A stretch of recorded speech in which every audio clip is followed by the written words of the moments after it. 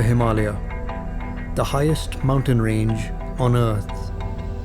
From the time of the earliest human civilization, this vast mountain range has been known as the abode of eternal snow, the home of the gods. Even today, these mountains hold many mysteries, unnamed species, ancient cultures, and the promise of magical cures to heal all of humanity. It's a place like no other on Earth.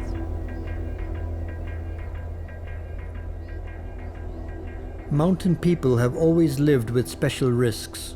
In the high Himalaya, perhaps most of all. But new conditions are bringing new risks and exacerbating the old. Colossal changes are occurring in the Himalaya. Human populations are expanding. Rapid developmental projects are underway. The climate itself is changing. We can mitigate these risks, but it will require concerted action.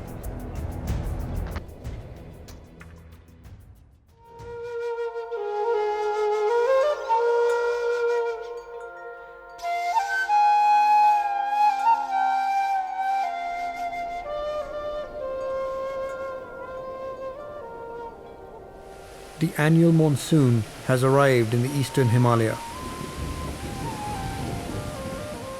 The entire eastern section of the Himalayan mountain range, from central Nepal to the borders of Myanmar, is affected every year by the summer monsoon. Starting in the month of June, monsoon winds carry moisture northwards from the Bay of Bengal towards the barrier formed by the mountains. The rainfall is intense.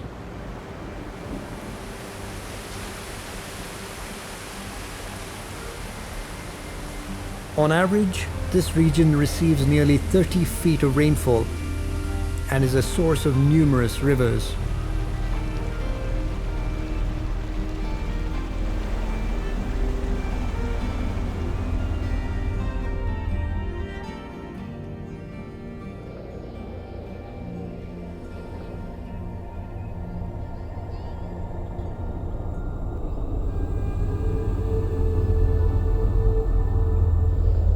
With the influence of the annual monsoon, the hills and valleys of the Eastern Himalaya are covered richly in vegetation.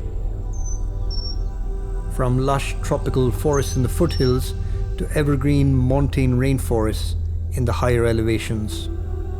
The forests of the eastern half of the Himalayan range stand in stark contrast to the drier western half.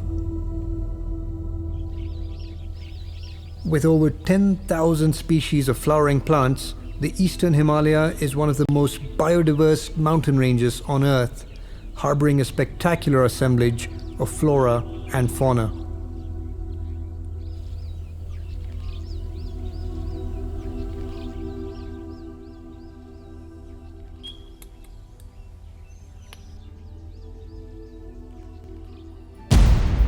But a great many people live and work here too.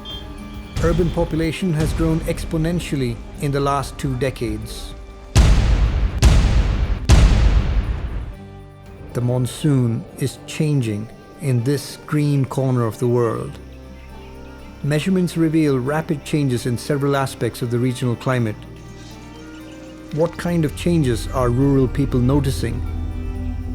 How are they responding to these changes? One group that is trying to find out is the Ashoka Trust for Research in Ecology and the Environment, ATRE for short.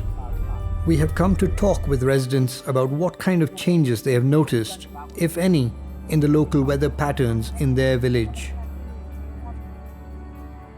Mr. Kishore Rai has lived and farmed here in Rampuria for 66 years.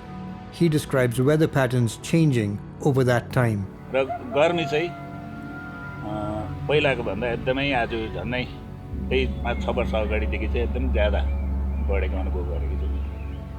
मौसम एक प्रकारको 15 दिन 22 दिनसम्म पानी एक प्रकारले आइरहन्थ्यो र कुनै अब किनभने अब गाईलाई घाँसहरू यसो बारीको खेतीहरू त्यो हाम्रो बस्तीमा त यसो बोरा सोरा ओढेर के गर्दाखेरि पनि गर्थ्यो। अहिलेको त ठेकिसक्नै हुँदैन, ऋतुहरूमा पनि बदलिएको छ तपाईँको। मेरो बाउहरूले चाहिँ तपाईँको 1 मन आलु रोप्दा यो 6 महिना पछाडि त्यसको फल निकाल्थ्यो। 1 मनको 15 मन 16 मनसम्म निकालेको मलाई थाहा छ।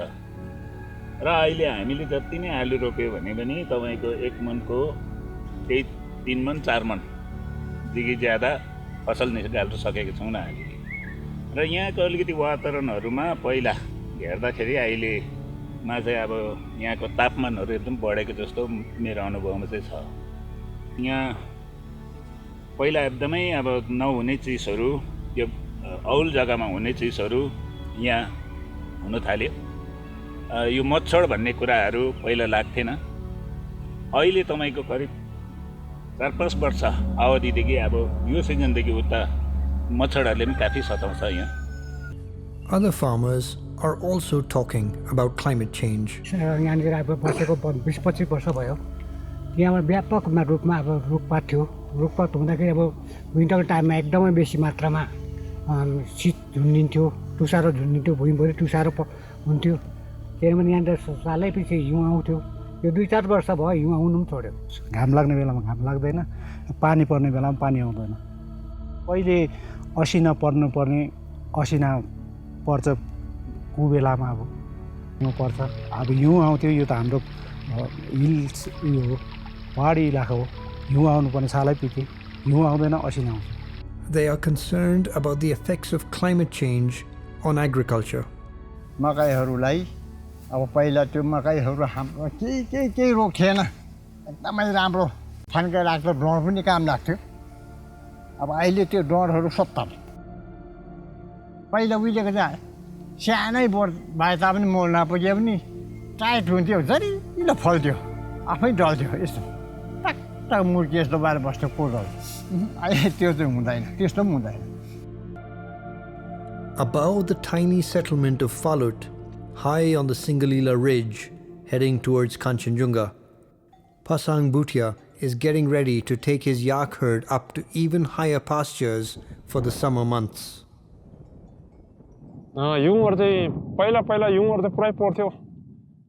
धेरै पहिला अनि यो फलोट साइड भनौँ, अब यो चाहिँ हुँदो अहिले हिँड्नु नसक्ने पुरै 6 फिट 5 फिट जस्तो त पर्थ्यो पानी हिउँ। अब अहिले चाहिँ त्यहाँ हुँदै कम्ती हुँदै हिउँहरू चाहिँ कम्ती हुँदै गएर चाहिँ अलिकति हिउँ पहिला भन्दा धेरै कम्ती बढ्न थाल्यो। अनि हिमालहरू पनि अलिक बिलेर जाँदैछ हिमालहरू घट्दै जान्छ। त्यस्तो चाहिँ हुँदैछ। त्यो अब कारण चाहिँ के हो उसलाई हो त्यस्तो थाहा पाएको छैन होइन हामीले। अब घाँसपातमा त ठिकै छ, जति यो गइबस्छ तरेन भने अलिक घाँसपात पनि अलिक कम्ती आउँदछ त्यो लाग्छ मलाई। अब हामीले विचार गरे यता अलिकति मौसम नमिलेकै होला। र यो अलिकति मेरो अनुभवमा चाहिँ यो मौसमहरू चेन्ज भएर नै र यसले अब यो जलवायु परिवर्तनले होला हामीलाई चाहिँ अब यसले हामीलाई हानिकारक गरिरहेको छ जस्तो हाम्रो अनुभव छ। हामी सबैको अनुभव, हामीले मात्रै भनेर होइन, यो के भएर भएको अब तपाईँहरूले भन्नु पऱ्यो, यो के भएर चाहिँ हुँदैछ यस्तो चाहिँ। Farmers seem to think that there is widespread change in climate in the Himalaya, particularly in temperature and in rainfall patterns.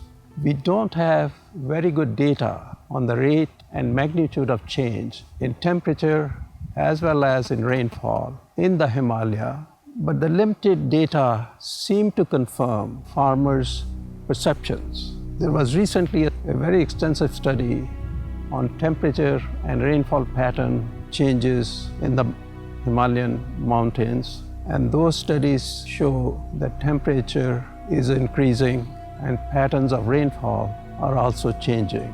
But we need much more information.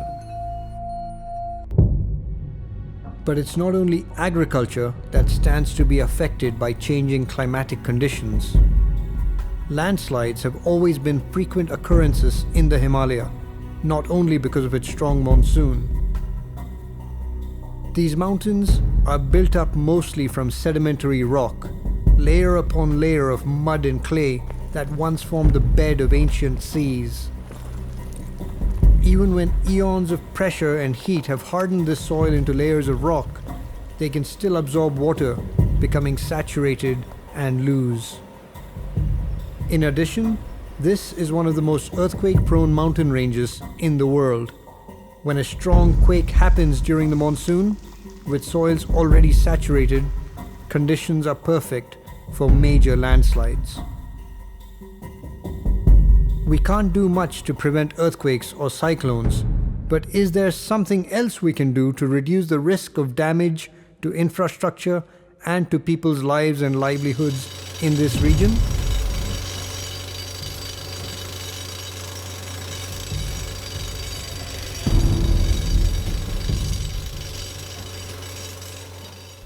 And it's not just about roads. There are literally hundreds of large and small hydroelectric projects being planned and built all along rivers throughout this region. Many of these projects are being planned in remote areas with pristine forests, steep slopes, and fragile soil. Each project needs roads for access, large equipment for construction, and lots of dynamite for earth moving. Are these massive landscape-changing projects being designed in truly responsible ways? Is there enough investment in safety?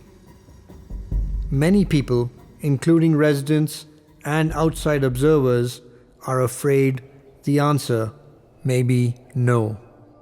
So what are people doing about all this?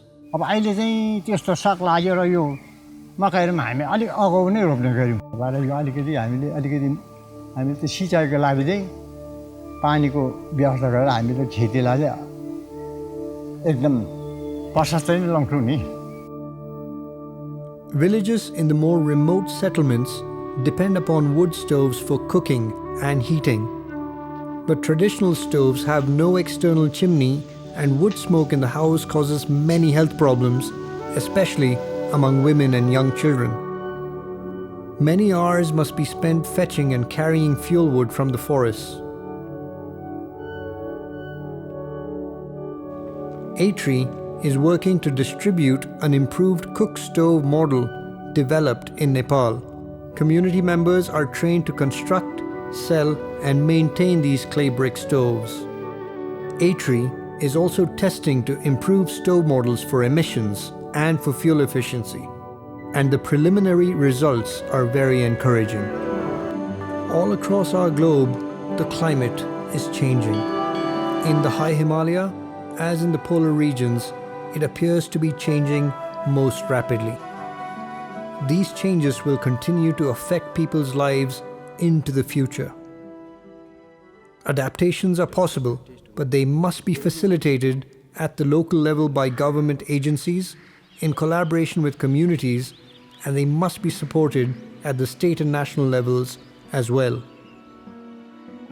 All these require coordinated action among various stakeholders.